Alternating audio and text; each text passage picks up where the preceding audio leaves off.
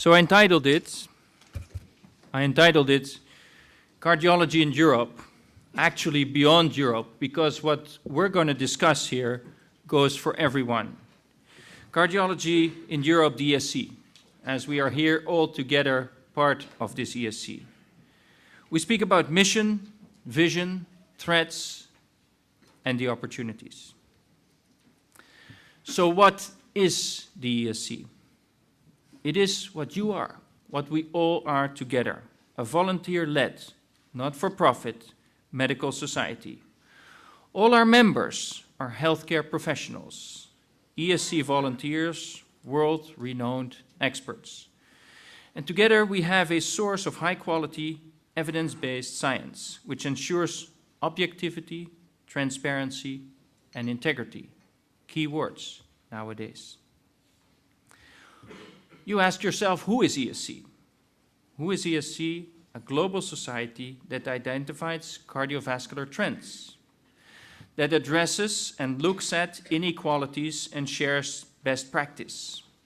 And why we do that is to improve standards of care for patients, our patients. You will see coming back in this lecture that it's all the time the patient center that we do. We have 56 national cardiac societies. That's most of you. We have 43 affiliated cardiac societies. Some of those are here today. We have 4,000 fellows of the ESC, and we have almost 100,000 healthcare professionals. Each time when you're seeing this is a question that I ask myself. Some of those are opportunities, some of those are threats. So what comes next? Are we going to change from EU to global? Because we've seen over the recent years more and more global activities outside of Europe, coming from Europe, going to outside of Europe. There is this trend for globalization. We see an increasing input and output of our affiliated cardiac societies, the ones beyond our 56 national cardiac societies. How does ESC work? The ESC is governed by an elected board. The ESC's activities are overseen by 26 committees. Over 2,000 cardiology experts volunteer their time and energy. 5,000 additional cardiac experts contribute to the ESC activities. More than 7,000 of us are working on a voluntarily basis next to their normal professions. The ESC employs 180 staff, managed by our CEO. I ask myself, is this sustainable, this model? Why would it not be sustainable? Because volunteers, doctors, as basically all of us are limited by, if you look at your daily practice, you see every day less doctors and more bureaucrats in your hospital. These people were there to support us. Nowadays, they're there to tell us what to do. Have you filled in your this and that? Have you done so and so? That is what's happening. The increasing bureaucracy. How many forms per day do you have to fill out? There was an inquirement with the young students in the university where I work. And the results showed that about 60 to 70% of the day, these young physicians are busy with bureaucracy. And less than 30% they spend with the patient, either in the outpatient clinic or in the cath lab or on the ward. There is, for each of us, an increasing workload, resulting in the phenomenon that Barbara is going to speak about. And this is a magazine that I picked up, coincidentally, last week in the United States. This is the topic of the moment. Harvard reported last year 38% burnouts among cardiology. My son, third year medical school, 40% burnouts among these young people. They're sort of in the rat race. Who's becoming the best? Who will get the job? And once you get the job, once you get there after all, you're confronted with less doctors, increasing bureaucracy, increasing workload, resulting in this phenomenon. We cover as ESC the full spectrum of cardiology through its 27 cardiovascular subspecialty communities. Why do we do all this? Why did we and all of you start societies? Because we realize that it's not oncology, but it is cardiology that remains the world's biggest killer. 17.5 million deaths globally, which is 31% of all deaths happening. 3.9 deaths per year in Europe, 45% of all the deaths. Cardiovascular disease costs the EU economy an estimated 210 billion euros per year. 80% of all that disease could be prevented. That is the good news, and that is why we do as we do, why we are driven to do as we do. Everyone knows what's coming now, the aging pyramid, 2004. Here we see that the age in the middle, 60, 70 years, is where the most men and women are. This is the scenario projected for 2050. You see that the aging population gets older and older. So we do good. We prevent to some extent, we heal to some extent, but we are creating older people which will have comorbidities, hypertension, diabetes, obesity, and so on. There will be even more cardiovascular disease if we continue the way we do. And that's why I often listen to the lectures from Val Fuster, where he points out that we really need to go prevent. And prevent is what happens at the young age, young children. That is where the prevention should start. Like the projects he's doing in South America and in Spain in trying to work on prevention in schools.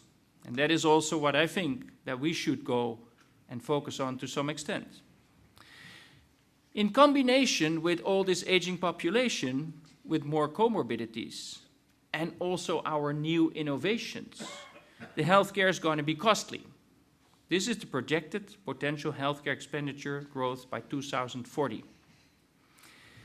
This, what you see here, is not negligible. This is what we're facing.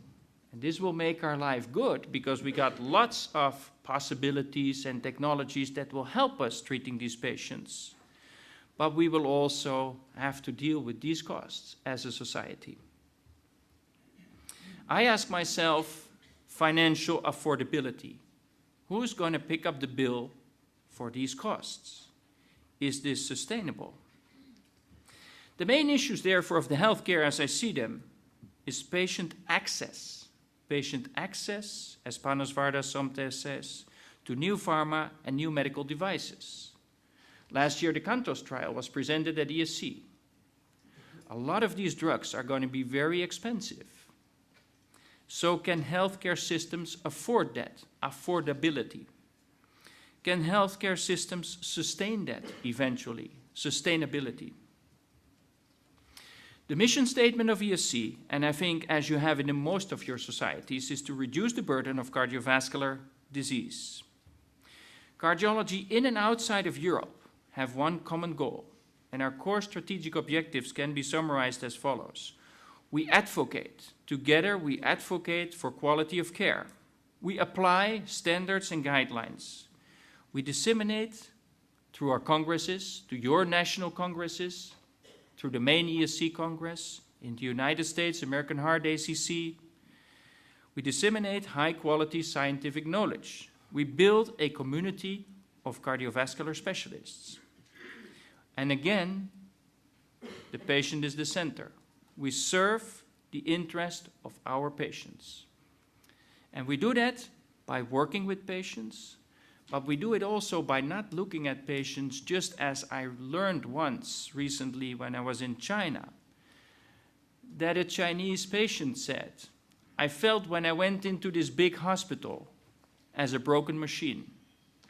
We serve the interest of our patients by communicating with them, by caring for them. And what Eric Topol said at his opening lecture at ESC last year, that patient care with all digital health and all Googles and Apples is ideally caring for patients, caring for people.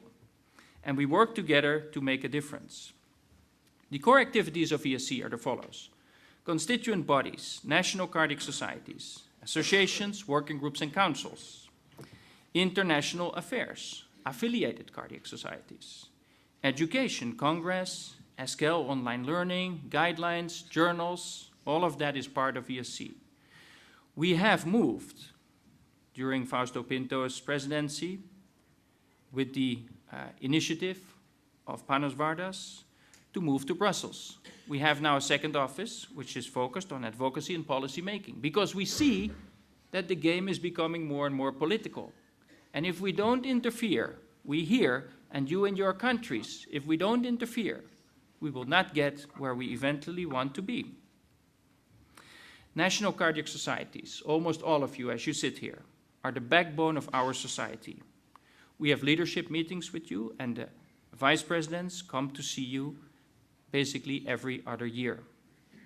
Joint sessions we try to do with most of the National Cardiac Society meetings, where Stefan Achenbach is doing a great role to making that possible at ESC. National societies, as you are, have an input at every level of ESC, on the Congress, education, guidelines, everything basically we do. Our roots, as we have, are European, but our reach is becoming more and more global. And that is good. Pepe Zamorano has done a wonderful job in the last 2 years by bringing the world together and reaching out to these affiliated countries. In South America, in Canada, Australia, in Asia, in South Africa, working with different cardiovascular societies. I ask myself, within Europe, we start to see, and I tell you the reasons for that in a second, we start to see regional disparities, which become more clear. Inequalities, if you like. And the question that comes is financial affordability. I call it the Northwest versus the Southeast axis. We start to see that there is big differences that are growing fast. And Bela Merkel has done a top job by promoting that. The Northwest countries, richer and richer. The Southeast are more problematic. And that's something that we all should take care of together. We also witness global disparities. EU, US versus South Africa, South America, and partially in Asia. Another big part of what we have together is our ESC associations. We see that there's the coming need for subspecializations over the years already. Strong partners fulfill this need of subspecialization with specialized congresses and journals. We should not forget, as we all sit here, we serve the patient. We are general global cardiologists. And it's good to have this, but we should avoid at any level fragmentation. We have working groups and councils. These are smaller groups where people find each other, cardiology meeting non-cardiologists, cardiologists working with basic scientists, where we work with general practitioners. We have ESC working groups, small specific structures, high level of expertise. All these things are needed to make this society as global as it is, where there is a place for everyone. I said to you, fragmentation. Brownwold said to me about a year ago, when I2 was introduced in the United States, was a split-off of the ACC, namely the interventional business, which is now TCT. That's where their fragmentation started, and that is what we should avoid. In the US, you have the Heart Failure Association, you have Heart Rhythm. All these are split off. We have associations, but at the end of the day, we stand as one. Now comes an important one. When I started my presidency, I had a lot of ideas and things that I wanted to do. Unfortunately, many of these things could not be prioritized because we were confronted with changes in industry support. And that is what you see on a national level, and it's coming now in 2018. And the question that is, can we sustain all this? Let's take a second to look at this. ESC industry and medical education, the reasons for concern. MedTech Europe Code, implementation of Code 1 January 2018. What does it mean? MedTech, for now, is not pharma. MedTech is devices. So in Europe, we're facing the problem with the devices at the moment. MedTech has unilaterally decided that they ban direct support of healthcare professionals for third-party educational events. And that's what we start to see now, today.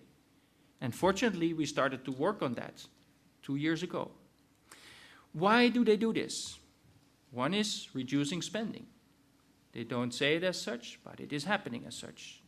Another one is that they organize their own promotional courses, which is not what we have in mind. And the third one is that they look at avoiding conflict of interests. So what do we do? What have we done? We've written, thanks to Peter Kearney and Martin Simons, a position paper in the European Heart Journal, The Future of Continuing Medical Education, the roles of medical professional societies versus the healthcare industry. And I say to you, we've gone this way together. We have gone this way and we got where we are because we worked together. And if you feel at some moment that you need to separate, then you also do that in good mood. That means that you go down together and you slowly separate and you do not say 1 January 2018 you sort it out on your own. This will backfire on them, no doubt. Driving reaction and action together. Comprehensive communication plan with Biomed Alliance. Biomed Alliance is this group of all societies, not only cardiology, but pulmonary disease and renal disease and diabetes and rheumatology, are all together in Europe in something which we call the Biomed Alliance. It's basically the medical community. Call for action. Industry partners to work with European medical societies for a collaborative independent approach to CME. To stop what we start seeing now, solo industry education. Not even education, but promoting your products. And this Biomed Alliance is a strong organ, centralized in Brussels where the decisions are being taken, and that is where we work together.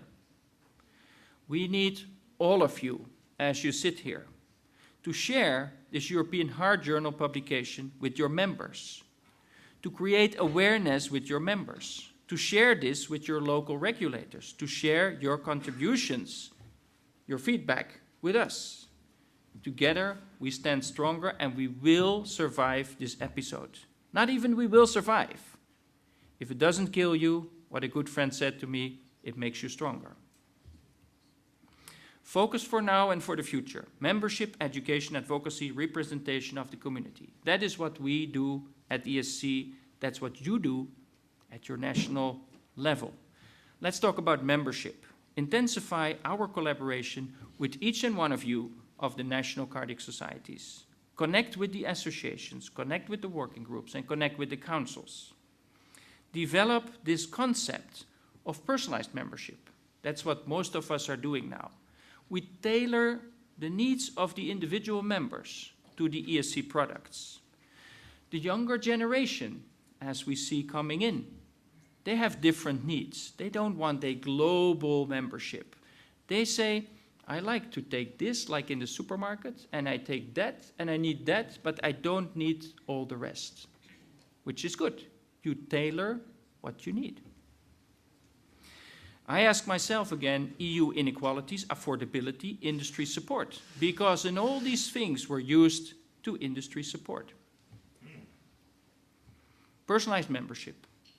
We at ESC expand our investment in affiliated cardiac societies. We reach out to the rest of the world because the rest of the world comes to us, what we see now at ESC annually. If you remember last year, we see that, for example, more than 1,000 people from Japan come to spend the time with us. And we invest in the young generation, and we should actively do that, because if we do it for only one reason, it's because at the end of the day, they're the doctors that are going to take care of us eventually. If you're a young cardiologist, you should look into ESC and discover your community. And we have here plotted all the different ones: interventional, imaging, cardiology, general, electrophysiology, heart failure, and so on. Every one of these communities have started a young community. And this is good, this is binding, this is securing our future. With that comes questions. There is a difference between, when I look at my son, third year medical school, the way they study, the way they learn, there is a generation gap. That's something that we cannot deny. And we see changes in genders. If I look at and I checked it out, how many male-female ratio was during my training, it was about 70% male and 30% female. In my son's class, it's 30%, 20% female, 20% male and 80% female. So we will see differences, and that's going to affect the practice. We talk now about needs-driven education, robust, unbiased education built on a strong evidence-based foundation. That is what we try to do. One of the big things, of course, is your national congresses, is ours, ESC Congress, which has now become the world-leading congress. Give you some fast facts that you see here. More than 30,000 people attending, coming from everywhere. Largest cardiology conference, involvement of all national societies, associations, working groups. Keeping it together, not fragmenting. There is subspecialties, but keeping it together. Together you stand stronger. International global character, 150 countries. I ask myself again, EU versus global, how do we deal with it? Inequalities, and again, industry support model. How to continue? We're investing in distance learning with our webinars, for example, focusing on general cardiology and subspecialties, being interactive, MCQs, all these things are being developed. How, with the generation gap, are the congresses going to look like? We are used to quite strong scientific congresses. Abstract presentations, late breakers. The young ones are more interested in education. How do I do my daily practice? There also will be EU inequalities. Can everybody keep coming to our Congress? I visited a country far in Eastern Europe who said to me, if you charge 450 euro for your Congress and I make 850 euros a month, how can I attend that Congress? These are questions that we need to ask ourselves. So how do we continue? In my view, fundament for one EU education, opportunity for close collaborations with all of us. And we tailor the education needs to what is locally needed. Develop of EU accreditation and certification, potentially expanding to the affiliates outside of Europe. There's a high demand, what we have, to be brought to other countries outside of Europe. Guidelines are very important for us, EU and beyond, more and more beyond. If you do questionnaires in Asia, then actually people ask yourself that, or say to us, that they like our guidelines much better because they're so simple. And that's what we're striving for. Recognized authority, standard for practice, 40 plus countries, as you're sitting here, endorsing ESC guidelines. We only look at broad clinical topics. We do not go in the niches. These are position papers, but the guidelines, broad clinical topics, centered around our patient, well accepted by all of you and beyond. If you look at the downloads, you see that it's staggering.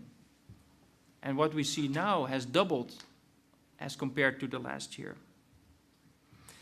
I ask myself, our guidelines are based on randomized controlled trials, but the real world, as we see our patients on a day-to-day basis, do not reflect so often these randomized trials. If you look at the average resynchronization patient in one of the big trials, doesn't have atrial fibrillation, doesn't have this, doesn't have that, but then the next day you do your outpatient clinic and they all have atrial fibrillation. So where do these guidelines apply in the real world? Future of the randomized controlled trials with new regulations. I guess many of you are aware that the things are changing. The things are changing because we are getting forced in the next years that randomized controlled trials, once you do them, a big company versus key opinion leaders, after 2 years, the data need to be free to whoever. That means that if you're running this trial, I can come after 2 years and say, I have a question so-and-so, I would like to have those data. How is that going to affect? What will be the motivation of the companies to invest in that? What will be the motivation of top researchers to spend all the time in that? These are questions.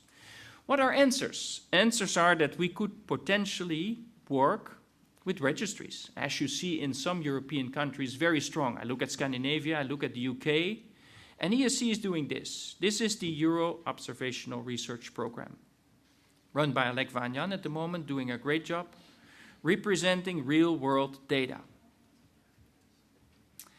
Now let's switch to the last part, advocacy, policy making, lobbying, celebrating this year the 5th anniversary of the European Heart Agency, the office in Brussels. I see Panas sitting over there. Congratulations, Panas.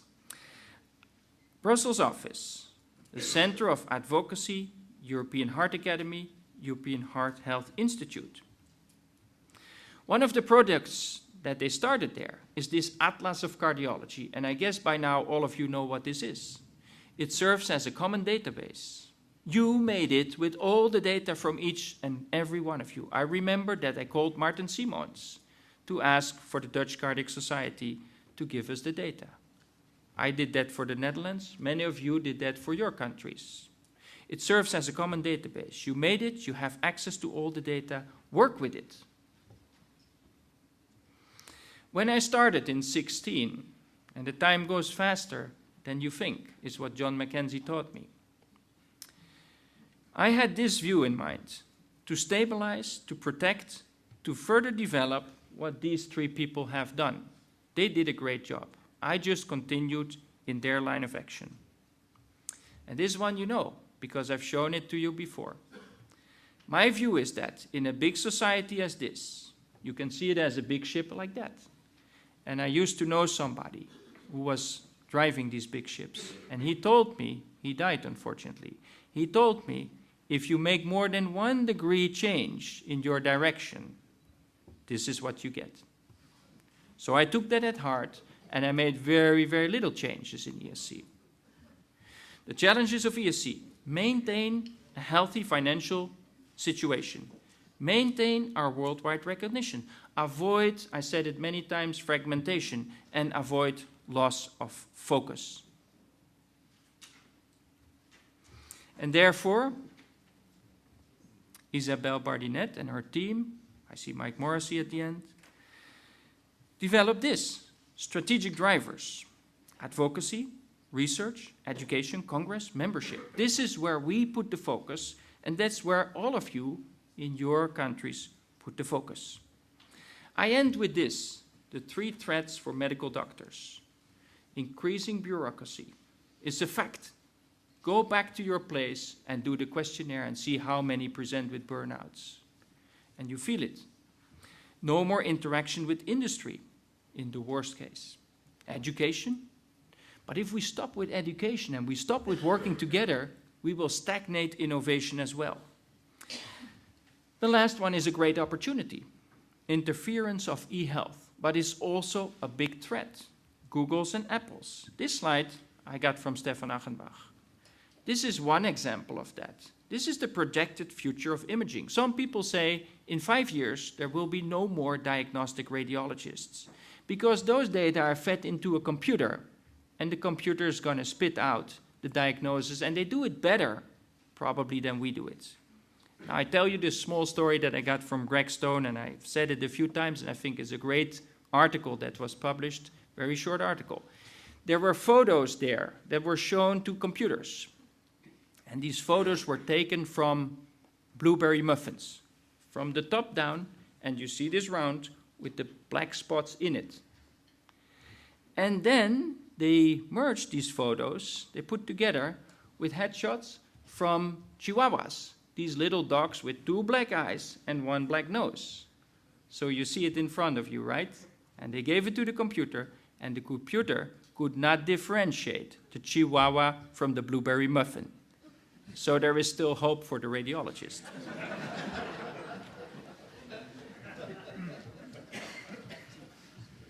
Coming to the end. The 1.5 years that I did has given me great pleasure. This lecture that I showed to you gives you all the potential challenges that you and we are going to face. We should not end sad. We should not end depressed. Together, we're going to turn these threats into opportunities. And together, we will continue to shape the future of cardiology. Thank you very much.